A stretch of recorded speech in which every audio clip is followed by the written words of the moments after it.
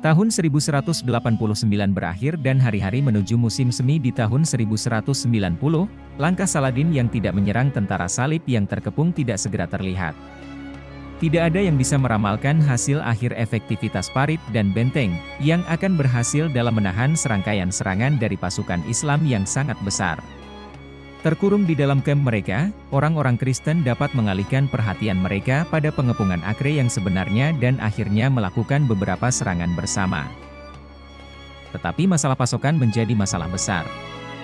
Diblokade diri mereka sendiri dari tanah di luar perkemahan mereka berjuang untuk mempertahankan persediaan makanan yang cukup. Garnisun dan penduduk di dalam Acre menghadapi teka-teki yang sama dan, seperti lawan mereka, harus dipasok kembali terutama melalui laut. Dengan demikian, tahun 1190 menampilkan serangkaian pertempuran laut, karena kapal-kapal dari kedua belah pihak mencoba menjalankan pengiriman kepada rekan-rekan mereka. Itu adalah tahun yang penuh dengan pasang surut, di mana harapan melambung tinggi bagi orang-orang Kristen dengan kedatangan kapal-kapal dan serangan baru di Acre, tetapi kemudian diredam oleh kemunduran operasional dan kematian ribuan tentara salib dalam pertempuran. Pertempuran kecil terjadi selama musim dingin, dan bahkan di awal musim semi, satu-satunya aksi yang terjadi adalah pertempuran kecil di luar benteng. Sultan, setelah sembuh dari penyakitnya, pergi melakukan ekspedisi berburu, dan para pemimpin Kristen entah bagaimana mengetahui ketidakhadirannya. Mereka mengambil kesempatan untuk menyerang barisan depan Muslim di luar kamp mereka. Saudara laki-laki Saladin, Al-Adil, mengumpulkan anak buahnya dan akhirnya mengusir mereka setelah beberapa pertempuran sengit. Ibn al-Athir memainkan tingkat keparahan dari tindakan ini, dengan mengklaim bahwa kaum muslimin bertempur mati-matian dan sejumlah besar orang jatuh di kedua belah pihak. 2 orang Mamluk terlibat dalam pertempuran, 1, Argus, tewas, sementara yang lain, Sarsunkur, berhasil melarikan diri setelah sejumlah musuh menyergapnya dan menyeretnya rambutnya. Lokasi pertempuran tidak disebutkan, dan sumber-sumber barat bahkan gagal untuk menyadarinya. Kaum muslimin tidak punya banyak waktu untuk putus asa dengan kekalahan kecil itu, karena masalah yang lebih parah ada di depan mata.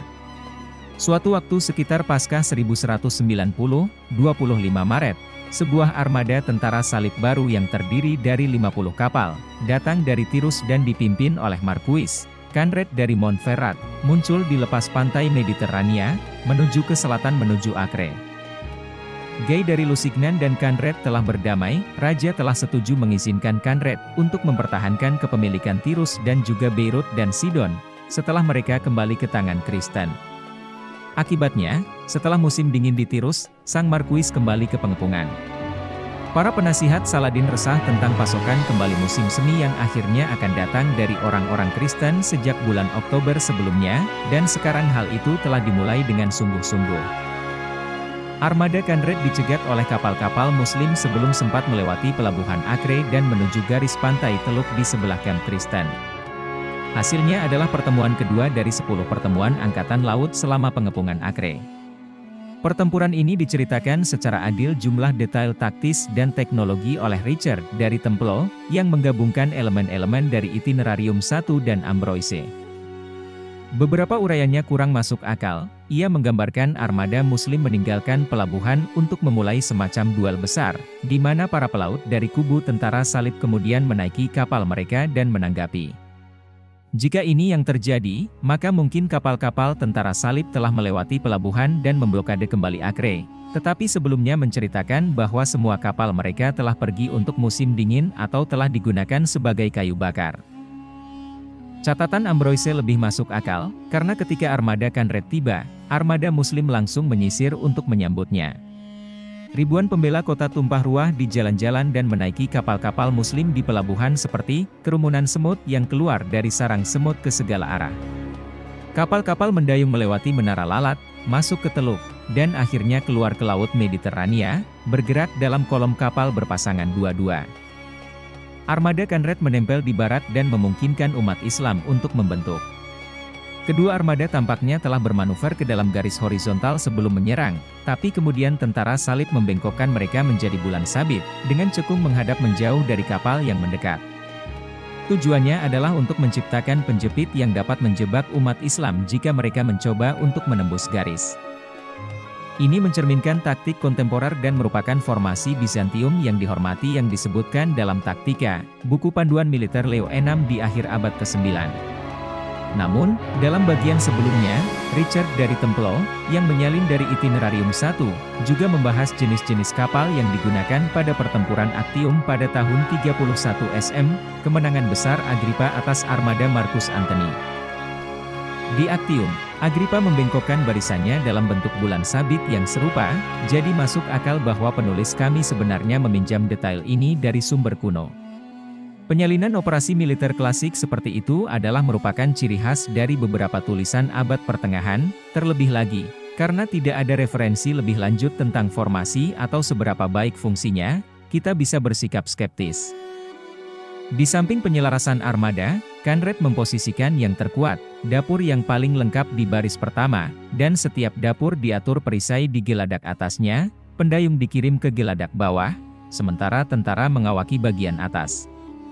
Armada Muslim adalah campuran dari galai berlantai 2 dan galai berlantai 1 yang lebih ringan. Yang pertama dikenal dalam bahasa Arab sebagai Eshaen, yang membawa 100-200 pendayung dan hingga 150 marinir.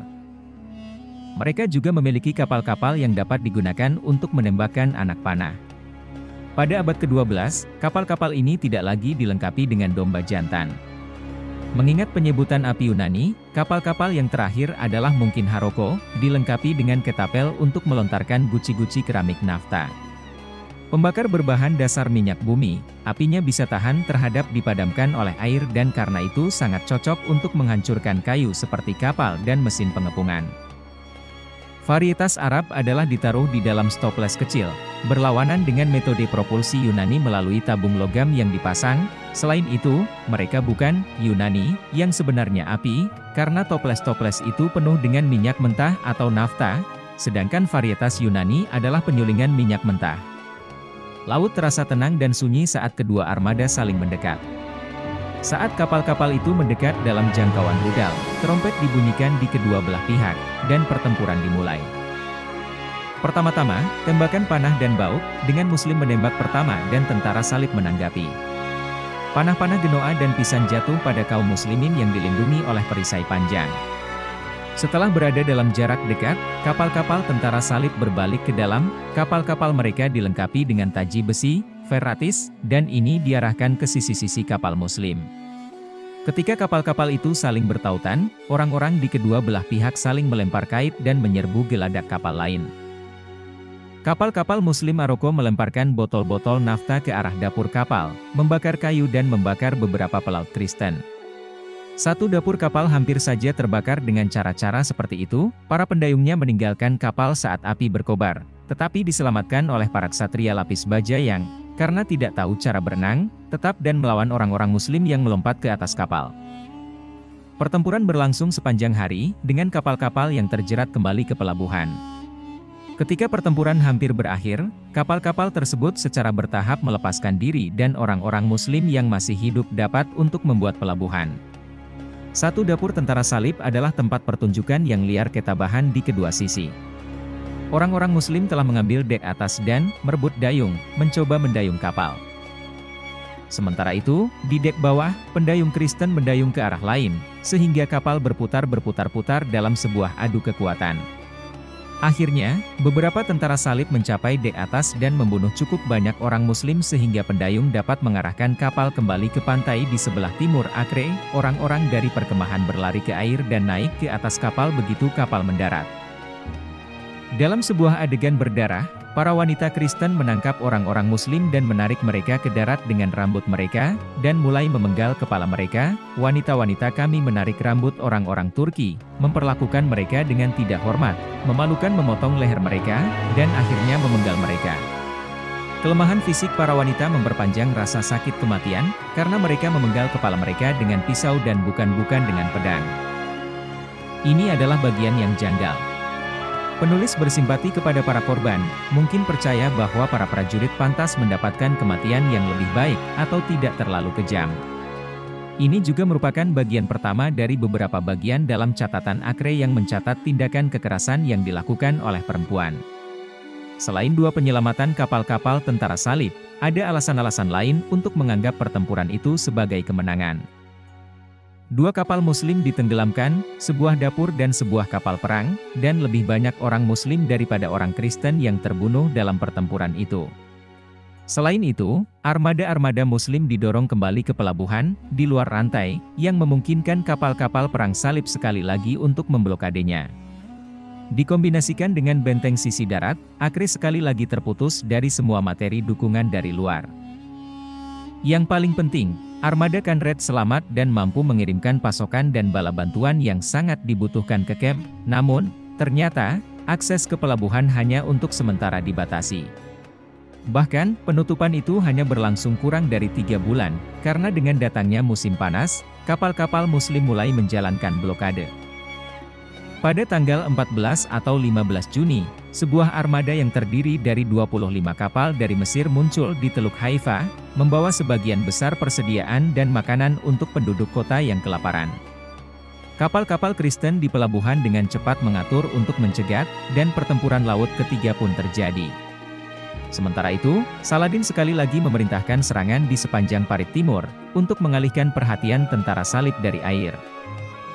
1 atau 2 kapal salib direbut, dan 1 lagi mungkin karam di bebatuan di sebelah timur pelabuhan. Dari kapal-kapal Muslim, 2 karam setelah melewatkan pintu masuk pelabuhan yang sempit dan meluncur melewati Menara Lalat. Ibn al-Athar mengklaim bahwa 1 kapal Muslim ditangkap, dan ini mungkin salah satu dari kapal-kapal yang karam itu. Sisanya dari armada Muslim tampaknya telah mencapai tempat yang aman, membawa kelegaan yang signifikan bagi warga dan garnisun di Acre. Selain keterlibatan Angkatan Laut ini, sumber-sumber Arab berfokus pada kedatangan bala bantuan Salahuddin yang lain, yang sebagian besar kembali setelah istirahat musim dingin mereka. Dia dan pasukannya bergerak ke utara, dari kamp musim dinginnya di Al-Harba kembali ke Tel Qais, di mana kemudian membangun kembali garis serangan yang kuat di sekitar pinggiran tentara salib. Dia tiba pada 25 April, sebulan setelah pertemuan Angkatan Laut dengan Conrad, dan baru kemudian mengetahui bahwa kota itu sekali lagi kehilangan koneksi ke laut. Saladin duduk dan menunggu sekutu-sekutunya tiba. Ketika mereka mulai berdatangan dan dalam jumlah yang sangat banyak, Sultan mungkin telah membayangkan bahwa ia telah membuat keputusan yang tepat dengan memberikan waktu 1/4 bulan kepada tentara salib pada bulan Oktober sebelumnya. Bala bantuan tiba dalam 2 gelombang. Sumber-sumber Arab berbeda tentang siapa yang tiba pertama dan terakhir, tetapi gelombang pertama tampaknya tiba di Acre antara 4 dan 29 Mei dan gelombang kedua antara 13 Juni dan 5 Juli.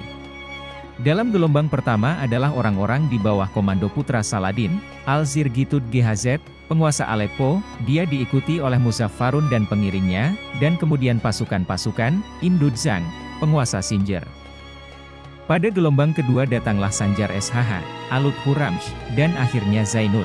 Pada gilirannya, setiap pengiring dan pasukan mengenakan pakaian perang yang bagus dan standar dan diarak di hadapan Sultan, yang meninjau mereka. Setelah itu, dia menempatkan para prajurit di berbagai posisi di barisan dan menyambut para pemimpin mereka sebagai tamu terhormat, menghujani mereka dengan hadiah dan bantuan.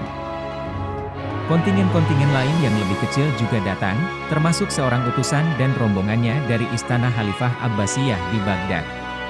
Utusan ini, yang tidak disebutkan namanya tetapi disebut sebagai keturunan Muhammad, membawa 2 gerobak api Yunani dan orang-orang ahli dalam mencampur dan menggunakannya, serta otorisasi pinjaman dari Khalifah sebesar 20.000 dinar, yang dengan sopan ditolak oleh Sultan. Itu adalah jumlah yang sangat kecil dan menghina, hanya setara 1 hari biaya kampanye.